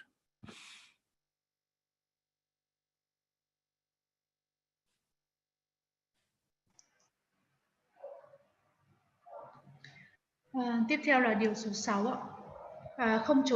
Không chối bỏ ốm bệnh và khổ đau, và vì đó là những người bạn đạo. Thì người bạn đạo ở đây thì cũng có thể là người thầy tâm linh, cũng có thể coi là người bạn đạo. Khi mà chúng ta gặp những cái điều gì xấu xảy đến với mình thì ngay lập tức chúng ta sẽ nhớ đến tôn giáo. Khi đó thì chúng ta sẽ đến chùa để chúng ta cầu nguyện, đến những cái tu viện, hoặc là chúng ta đi nhập thất, hoặc là chúng ta tới những cái nơi linh thiêng, những cái nơi thánh địa. Thế còn khi mà tất cả mọi thứ mà trở nên tốt đẹp của chúng ta thì chúng ta nghĩ đến những cái nơi như vậy một cách rất là như là một cái thứ gì để mà vui vẻ thôi. Và khi mà chúng ta không có chuyện gì xảy ra, hay là không có những cái biến cố đó, thì không bao giờ mà chúng ta nghĩ về thực hành của mình cả. Và một cái ví dụ là Milarepa, nếu như mà không có những cái khó khăn gian khổ trong cuộc đời thì không bao giờ Milarepa đi theo cái con đường đạo cả. Nếu như mà Milarepa mà có một cái người cô mà người chú rất là yêu thương, rất là chăm sóc, thì đương nhiên là Milarepa sẽ không thể nào trở nên như ngày hôm nay, và Milarepa sẽ trở thành một cái người lái thương và sẽ chết một cách rất là vô ích. Thế nhưng mà bởi vì là Milarepa có một cái người cô và một cái người chú độc ác như vậy, thế cho nên là Milarepa mới đi theo cái con đường đạo, và người cô và người chú độc ác đã trở thành những cái người mà giúp đỡ cho Milarepa để đạt tới quả vị Phật. Thế và ngay cả trong kinh điển cũng nói rằng là khi mà chúng ta có những cái ốm đau, những cái đau khổ, thì đấy cũng không phải là những cái điều xấu, mà đấy là những cái sự hỗ trợ cho chúng ta trong thực hành. Có một cái vị thầy Kadampa thì có nói rằng là gì, khi mà những cái chứng duyên xảy đến thì đấy cũng như là một cái người thầy tâm linh, khi mà có những cái khó khăn thì đấy là cái sự can đảm mà giúp cho chúng ta có thể những cái sự can đảm. Khi mà chúng ta có những cái nỗi khổ đau thì khi vậy là những cái nghiệp tiêu cực của chúng ta đã được thổi sạch. Vậy thì đừng có bao giờ là cảm thấy không hạnh phúc khi những cái chứng duyên, những cái sự không may mắn xảy đến, và đừng có bao giờ nghĩ rằng là đấy là những cái điều không may cả. Khổ đau đã mang cho chúng ta tới cái con đường đi đúng đắn. Chính vì vậy là đừng có bao giờ chối bỏ cả. Thế cho nên là tại sao cái điều số 6 con nói rằng là gì, chúng ta không chối bỏ ốm bệnh và khổ đau, vì đó là những cái người bạn đạo. Ai done? Okay, so that is basically in the Buddhism, when you join to the spiritual path, and this is called the carrying on the path of all your suffering and sickness as a part of the make a path. Even that kind of practice cannot do because everyone is not capable to do that one. But still, whenever you have this kind of a suffering and sickness and those things, don't be emotionally too much sadness and upset with that. Because when you emotionally upset with that because of that circumstance, and this life will be unpleasant, not just only physically suffering and sickness, also emotionally torturing yourself, miserable. And because of that negative emotion, next life will be reborn in the low run. So that reason, even you cannot think as a spiritual pathway, still getting too much emotionally sadness and angry and prostrate and that kind of a negative emotion coming from this kind of a circumstance like sickness and suffering, is a kind of circumstance is only harm ourselves. Nothing going to help for that. That not going to make the ease the situation. It's not going to free you from that situation, and is not going to heal you from that situation by frustrated or upset or angry toward it. So that reason, this you just think as this is a part of my life, and I have to carry on this because some of my karma or whatever.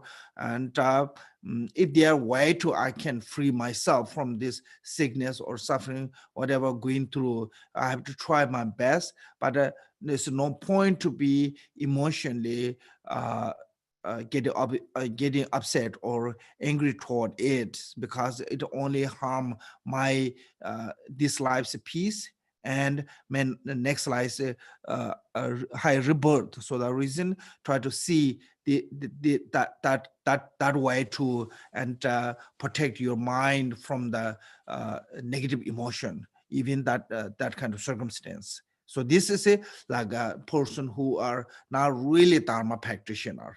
Even you are not really Dharma practitioner, even you have nothing to do with this spiritual path, but still you care yourself. You want to be peace and happiness for this life. So the reason all of those emotion is only harm you. Whatever emotion raising from that circumstance is only make you more misery or more suffering. So that reason, no point to be getting too much emotionally on that circumstance.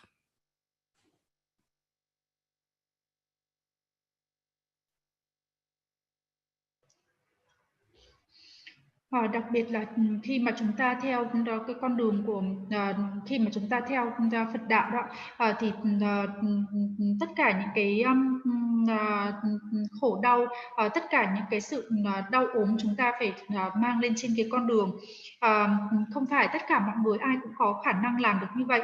Thế nhưng mà một khi mà chúng ta đã có những cái nỗi khổ đau bởi vì chúng ta ốm bệnh, bởi vì những cái nỗi khổ đau rồi mà chúng ta lại còn chồng chất thêm với những cái xúc tình tiêu cực của chúng ta, thì không chỉ là chúng ta chịu khổ đau mà chúng ta còn chịu thêm cả những cái sự khốn khổ của những cái xúc tình tiêu cực, và trong cái kiếp sống này và sẽ dẫn tới là cái kiếp sống sau chúng ta sẽ phải tái sinh ở những cái cõi thấp. Trong những cái hoàn cảnh mà những cái hoàn cảnh bất lợi như vậy, trong khi mà chúng ta gặp những cái chướng duyên mà chúng ta lại nổi lên những cái sự sân hận, chúng ta lại nổi lên những cái sự tuyệt vọng, buồn chán, vân vân. Tất cả những cái xúc tình tiêu cực này nó chẳng thể nào giúp được cho chúng ta, nó cũng chả làm thể nào mà cho chúng ta có thể thoát khỏi được cái sự đau khổ, cũng không làm cho chúng ta thoát khỏi được cái ốm bệnh của chúng ta, cũng không chữa lành để cho chúng ta khi mà chúng ta thất vọng, khi mà chúng ta cáu giận, sân hận như vậy. Thế mà và chúng ta cần phải nghĩ rằng là đấy là bởi vì nghiệp của mình mà bây giờ chúng ta phải gánh vác kết quả như vậy, và chúng ta cần phải cố gắng tốt nhất để mà có thể vượt qua. Thế còn nếu như mà chúng ta mà để những cái xúc tình tiêu cực nó khởi lên thì nó sẽ chỉ có hại mình thêm thôi. Vậy thì hãy phải bảo vệ cái tâm trí của mình trước những cái xúc tình tiêu cực như vậy. Và tất cả những cái loại xúc tình này nó chỉ đem đến cái sự hãm hại, làm cho chúng ta càng khổ đau thêm, làm cho chúng ta càng trở nên là khốn khó hơn. And even you're a practitioner, if you are a beginner, and don't try to get involved or try to make yourself as a suffering and try to experience as a carry on the path. There's no point, because earlier said, you need a healthy. So have to avoiding anything is harmful to your body, and so place and food and anything is harmful. So that way, I mean, we have to stay away from all those to make sure you not get sick, make sure you don't have a miserable, and make sure you don't have a suffering. But when it happened, then you have to think as this is a sign of a purification. Like when we do prostration, it's not easy. Your knee pain, your arm pain, there are lots of pain comes. When you go to circumambulation, your feet hurt, your hip hurt. I mean, there are lots of problem comes, but still we tolerate all those suffering too, because we know from that action to gain some merit. So same thing is a by those sickness and the suffering is also a sign of the liberations. There's called the sutra, is called the Thardo Liberation Sutra. In the Liberation Sutra, even you have some kind of a negative karma in past life you created, that which you will reborn in the lower realm by getting some kind of sickness as a like headache, and it will pay that next life you don't have to go to the lower realm.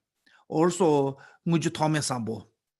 In this one, prayer is in TMC's daily prayers, end of the daily prayers. It said, if I'm getting sick, this body, I will be happy. Because by this sickness, purified all my past negative, exhausted all my past negative karma. So like all those dharma activities, riding, circumambulating, and reciting, chanting, all those dharma activities is for the purpose as freeing from the two obscurations. So that reason, all those sickness, if you can see they are the sign of a purification, then you don't have to be, emotionally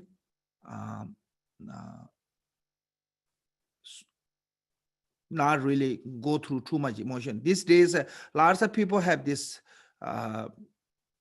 especially people who don't understand the karma. And when they get sick, then they said, why me get sick? Why to happen this to me? Then we get really emotionally. Physically sickness is not that bad, but our emotionally big problem, and then what called the stress, frustrate, that kind of emotion, and that causing to long time suffering of misery. So whatever happened has happened. Just see that is my part of the paying back from my past karma. So now I'm happy that it done, it gone.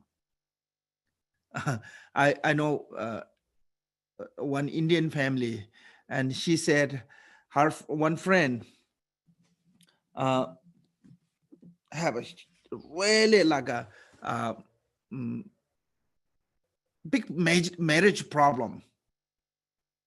She doesn't like that her husband because he was a really bad person.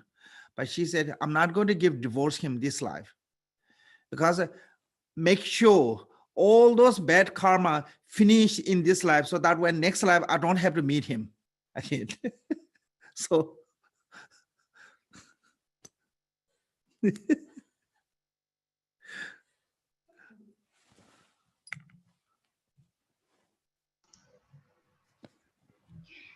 Thế và đối với những cái hành giả mà mới bắt đầu thực hành đó, thì đương nhiên là chúng ta cần phải giữ chúng ta khỏe mạnh, và bởi vì tất cả như những cái điều mà chúng ta cần phải tránh đó, thì chúng ta cái khi mà tâm trí của chúng ta nó chưa ổn định, thì chúng ta cần phải giữ mình khỏe mạnh và tránh tất cả những cái sự hãm hại. Chúng ta cần phải tránh xa những cái gì gây hại cho chúng ta, và nếu như mà chẳng may mà những cái sự ốm bệnh hay những cái khổ đau như vậy xảy đến, thì chúng ta cần phải nghĩ rằng là đối với những cái hành giả mới thực hành thì chúng ta cần phải nghĩ rằng là đấy là những cái dấu hiệu để chúng ta tịnh hóa. Ví dụ như là khi mà mới bắt đầu lễ lạy thì đương nhiên là sẽ rất là đau người, sẽ rất là mọi người sẽ đau đầu gối, sẽ mỏi chân mỏi tay, có rất là nhiều vấn đề đến khi mà chúng ta đi lễ lạy, hay là chúng ta đi nhiễu bảo tháp cũng vậy. Thì chúng ta hay có những cái sự đau, những cái nỗi đau như vậy. Thế nhưng mà chúng ta khi khi mà có những cái nỗi đau như vậy thì chúng ta chịu đựng được, bởi vì chúng ta nghĩ rằng là mình sẽ đạt được một chút cái công đức ở đó, cho nên là chúng ta vượt qua được những cái nỗi đau. Thế còn nếu như khi mà chúng ta có những cái ốm bệnh, những cái khổ đau thì chúng ta cũng cần là nghĩ rằng là đấy là cũng là những cái dấu hiệu để mà chúng ta được tịnh hóa. Trong kinh mà kinh được giải thoát nói rằng là khi mà có những cái nỗi khổ đau, những cái ốm bệnh như vậy thì ví dụ như là chúng ta có những cái nghiệp tiêu cực để mà chúng ta có phải tái sinh ở những cái cõi thấp, thì ví dụ như nhờ một cái cơn đau đầu thì lẽ ra là chúng ta phải tái sinh ở cõi thấp, thì nhờ cái cơn đau đầu này chúng ta đã trả được cái nghiệp của mình rồi. Thế và ở TNC của thầy thì khi mà đọc cái lời nguyện hồi hướng đấy thì con nói rằng là gì, nếu như mà con ốm bệnh thì cầu mong tất cả những cái ốm bệnh này sẽ tịnh hóa tất cả những cái nghiệp tiêu cực của chúng con.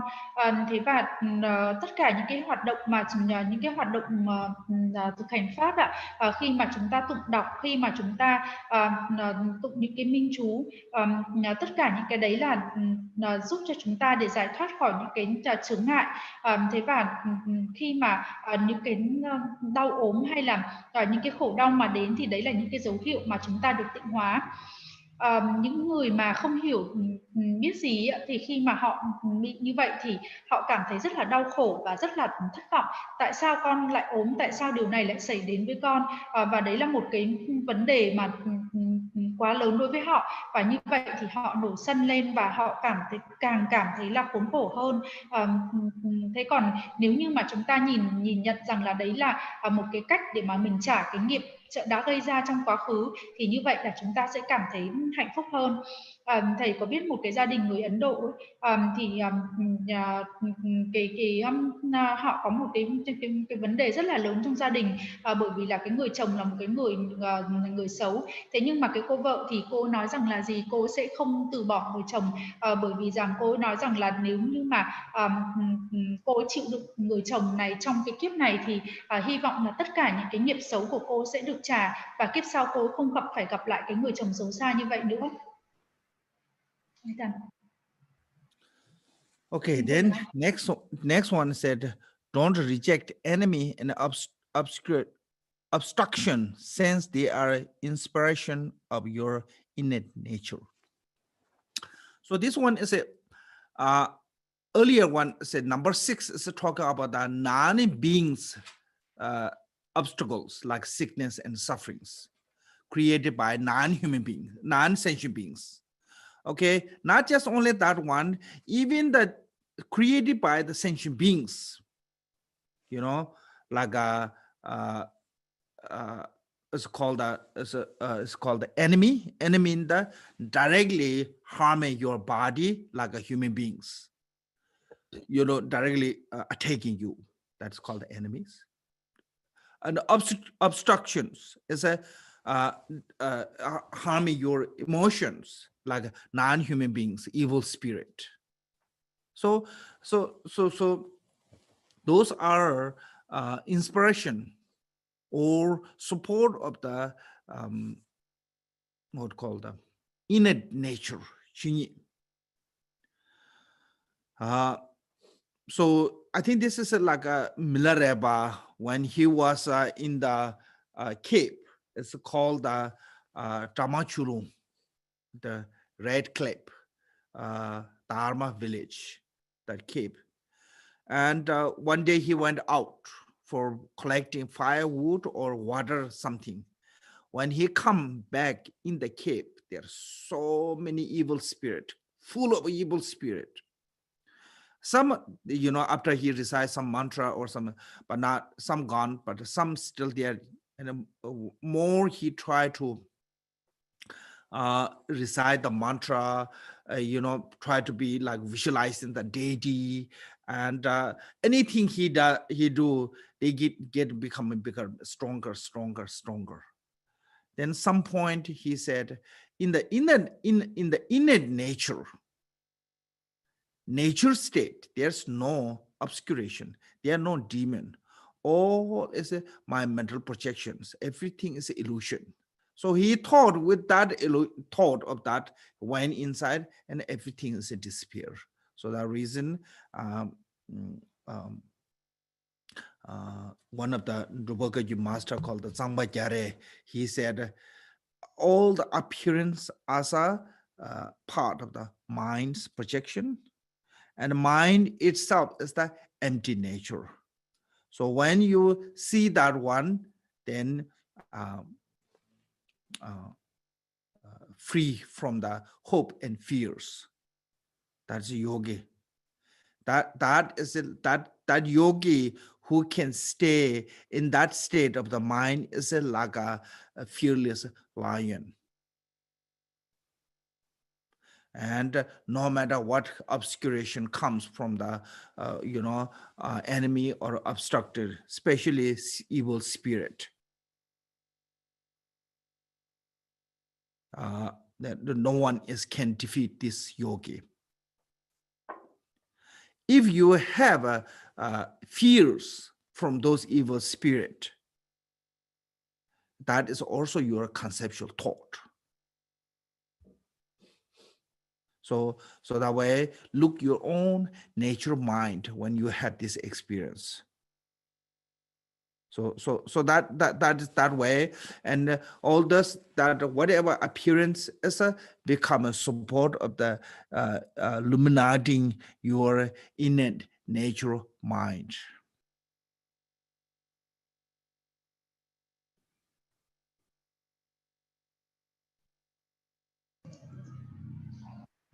Tiếp theo là đến cái điều số 7, không chối bỏ kẻ thù và chướng ngại, vì đó là thôi thúc cho bản chất ban sơ. Thì ở đây thì chúng ta có những cái chướng ngại, nó là nhân loại và phi nhân loại. Kẻ thù thì là những cái người mà hãm hại trực tiếp đến thân thể của chúng ta, là những cái người mà tấn công, là những cái người mà gây hại cho chúng ta một cách trực tiếp. Thế còn những cái chướng ngại ở đây thì là những cái tinh linh xấu ác. Thế nhưng mà ở đây thì chúng ta không chối bỏ, bởi vì thậm chí là cả những cái tinh linh xấu ác này cũng là đều là những cái sự thôi thúc cho cái bản chất ban sơ của chúng ta, đều là cái sự hỗ trợ cho cái bản chất ban sơ của chúng ta. Một lần khi Milarepa ở trong động ở làng Dhamma đó, khi người ra ngoài để lấy củi và sau đó người quay trở lại, thì ở trong động có đầy những cái con quỷ. Khi đó vì Milarepa có đọc một vài câu minh chú thì một vài con nó biến đi, thế và vẫn còn rất nhiều con nó ở lại. Thế và sau đấy thì Milarepa có thực hành mọi cách nào là quán tưởng bổn tôn, đọc minh chú vân vân. Thế nhưng mà những cái tinh linh này nó những cái con quỷ này nó ở lại và nó còn trở nên càng ngày càng mạnh hơn. Thế và khi đó thì Milarepa mới nhìn vào bản tâm của mình và nghĩ rằng là tất cả chỉ hoàn toàn là cái sự phản chiếu của tâm trí thôi. Khi Milarepa mới chỉ nghĩ đến như vậy thì tất cả những cái con quỷ này đã biến mất. Tất cả những cái tướng dạng thì đều là cái sự phản chiếu lại của tâm trí. Thế còn tâm trí thì là rỗng rang. Khi mà chúng ta hiểu được như vậy rồi thì chúng ta sẽ tự do thoát khỏi tất cả những cái nỗi hy vọng và những cái sự sợ hãi, và khi đó thì chúng ta sẽ trở nên như là sư tử không sợ hãi. Một bậc thầy của Kayu đã nói như vậy. Thế và những cái tinh linh, khi mà chúng ta mà chứng ngộ được như vậy rồi, hiểu được như vậy rồi, thì tất cả những cái tinh linh mà gây hãm hại cho chúng ta, gây chướng ngại cho chúng ta, nó không thể nào gây hại cho chúng ta được nữa. Sợ hãi hay là sợ hãi hay là lo ngại hoàn toàn đấy chỉ là tất cả những cái khái niệm thôi. Lúc đó chúng ta cần phải nhìn vào cái bản chất của tâm trí rỗng rang. Thế và ở đây chính vì vậy tại sao còn nói rằng là không chối bỏ kẻ thù và chướng ngại, vì đó là thôi thúc cho bản chất ban sơ là như vậy. Ai done? Okay, even you cannot see in a nature from the obstacle and enemies. enemy obstacles. Even you cannot see those obstacles as inner nature or emptiness, but still you have to see this way. Because of the enemy, I can practice a patience. Without the enemy, I cannot practice the patience. So if I'm not practice the patience, my 6 paramita is not complete. If my 6 paramita is not complete, my path to the liberation is not complete. So that reason, enemy and obstacle are really my support of my path to the liberation. Without them, I cannot practice. That reason, as last time I mentioned, Adisha take with him one really impatient Indian man to practice the patience. I think that is true. Lots of lama, high lama, they always have such that kind of being around them. Always the person is really irritating. Always someone around them. Always keep. I don't want to mention someone saying one lama, really high lama, really like this person, but that person is really evil. So someone say this person is evil. This lama is try to subdue or maintain him controlled by the compassion. So that way keep him close. So I don't know that is true or not, but it is without your enemy and obstacle, you cannot meditate on the patience. So by practice of the patience, and the temporarily you gain other good looking and all those in the samsara, and the permanently you will gain to the liberation state. So that way, if you practice this life of patience, next life you don't need to spend too much money on the cosmetic.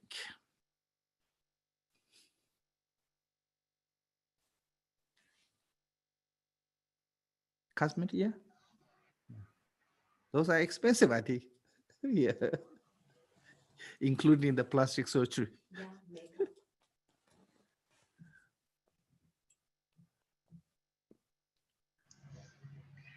Yeah, thế còn khi mà chúng ta vẫn chưa nhìn được những cái chướng ngại này, những cái kẻ thù này và trong cái bản chất dũng dang của chúng, thì chúng ta hãy nghĩ như thế này: nhờ có những cái kẻ thù như vậy, nhờ có những cái chướng ngại như vậy mà chúng ta có thể thực hành được hạnh nhẫn.